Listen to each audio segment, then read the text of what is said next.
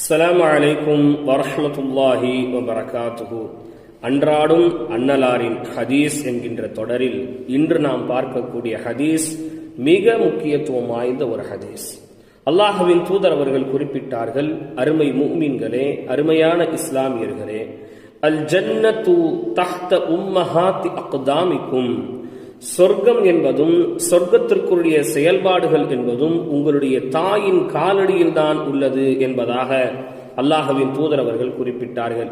நாம் எத்தனையோ அமல்களை செய்யலாம், எவ்வளோ பெரிய பதவியில் இருக்கலாம், பெரும் செல்வந்தராக இருக்கலாம், பெரும் வியாபாரியாக இருக்கலாம், வள்ளலாக நாம் இருக்கலாம், எப்படி நாம் இருந்தாலும் நமது தாய்க்கு செய்ய வேண்டிய கண்ணியத்தை நாம் செய்யும் போதுதான், நமது தாய்க்கு செய்ய வேண்டிய பணிபடையை நாம் சரியாக செய்யும் போதுதான், நமது தாய்க்கு கொடுக்க வேண்டிய மரியாதையை சரியான முறையில் கொடுக்கும் போதுதான் நமக்கு அல்லாஹ் சொர்க்கத்தை தருகின்றான். தாய்மார்களை கண்ணியத்தோடு நடத்துவோம்.